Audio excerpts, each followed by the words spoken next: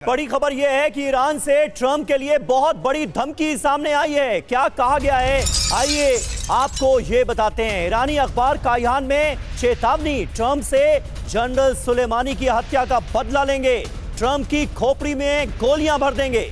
ये ईरानी अखबार कायहान में कहा गया है। सीधे तौर पर जनरल सुलेमानी की हत्या का बदला लिए जाने का ऐलान कर दिया गया है। डोनाल्ड ट्रंप के लिए सीधे तौर पर कहा गया है कि उनकी खोपड़ी में गोलियां दागी जाएंगी।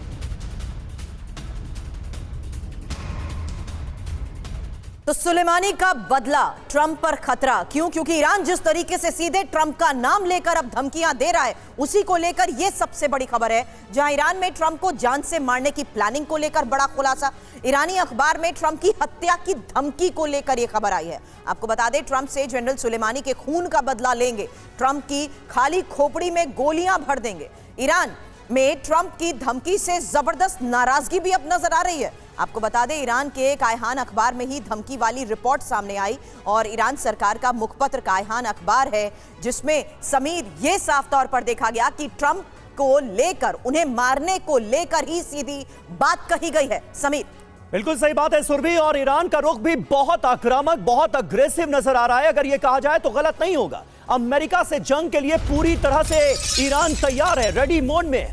खामेनेई के आदेश पर ईरानी सेना हाई अलर्ट है।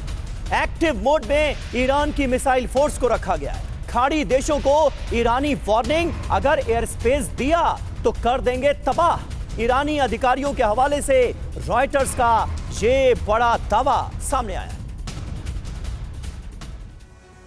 हालांकि ईरान की तैयारी को लेकर जिस तरीके से बड़े दावे किए जा रहे हैं, क्या अमेरिका से यह विनाशक वॉर होगी? क्योंकि ईरान के सर्वोच्च नेता खामेनेई के आदेश पर ईरानी सेना हाई अलर्ट पर है। किसी भी वक्त हमले के लिए ईरान की मिसाइल फोर्सेस भी तैयार बताई जा रही हैं। रेडी टू अटैक मोड में ईरानी फाइटर जेट्स तक हैं, रिपोर्ट यह दावा कर रही है। इसी आधार पर सुशील सिंघल सर, सवाल आपसे करूंगी, क्योंकि खाड़ी के 6 देशों, जहां इराक, कुवैत, यूएई, कतर, तुर्की और बहरीन को ईरान की ये जो वार्निंग सामने आई है, हमलों के लिए अमेरिका को अगर एयर स्पेस दी तो इन्हें तबाह कर देंगे। और अमेरिका से सीधी बातचीत तो खारिज की जा चुकी है, ओमान के जरिए बातचीत ईरान चाहता है। ऐसे में ये जो धमकियां दी जा रही हैं, चेतावनियां दी जा रही हैं, वार्निंग दी जा रही है, एक बात समझ में आती है सर, दोनों अपने अपने शर्तों पर डायलॉग के लिए तैयार होना चाहते हैं। लेकिन क्या आपको नहीं लगता इसी रेडी टू अटैक मोड पर होते हुए ट्रंप का भी अपनी तरफ से डिप्लॉयमेंट करना कहीं ना कहीं सीधे तौर पर बड़े संकेत दे रहा है कि वार होगा ही?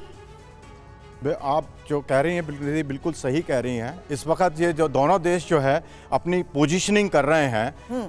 प्रेसिडेंट ट्रंप ने कह दिया है, शनिवार धमकी दे दी है कि भाई अगर बातचीत का नतीजा उनकी मर्जी से नहीं निकलेगा तो उसके खतरनाक परिणाम होंगे। उधर ईरान जिसने पहले ये कहा कि हम डायरेक्ट बातचीत नहीं करेंगे, अब वो कह रहे हैं हम इनडायरेक्ट बातचीत कर रहे हैं। उन्होंने एडमिट किया कि हमारी बातचीत ओमान में हो रही है। वो किस तरह से इनडायरेक्ट बना रहे हैं, डायरेक्ट को वो खैर उनकी जानकारी होगी। लेकिन जिस तरह से तैयारी हो रही है, अभी देखिए आपने बताया कि यमन में हुटीज़ पर अटैक किया है अमेरिका ने, तो वो क्लियर इंडिकेशन है कि अमेरिका वर्स्ट की पोजीशन के लिए तैयार है। और दूसरी तरफ अगर हम एक तरफ ध्यान दें कि आज जो है जब उनकी मीटिंग हुई इजरायली प्राइम मिनिस्टर से प्रेसिडेंट ट्रंप की, तो उसके बाद उन्होंने न्यूज़ कॉन्फ्रेंस को कैंसिल कर दिया गया, जबकि मीडिया के सामने उन्होंने बातचीत भी की। तो वहाँ मुझे लग रहा है कि यहाँ पे थोड़ा इजराइल और अमेरिका के बीच में कुछ डिफरेंस आया है, क्योंकि इजराइल बिल्कुल कटिबद्ध है कि जो है ईरान को जो है किसी भी कीमत पे परमाणु हथियार नहीं होने देंगे, और वो उसके लिए चाहते हैं कि मेरे ख्याल से कि डायरेक्ट एक्शन हो। और अमेरिका जो है एक पोजीशन ले रहा है कि जो है भाई ये थोड़ा अगर एग्रीमेंट हो जाए तो वो उस अटैक की, क्योंकि प्रेसिडेंट ट्रंप कभी चाहते नहीं है कि वो डायरेक्ट उनके हमले में शामिल हों।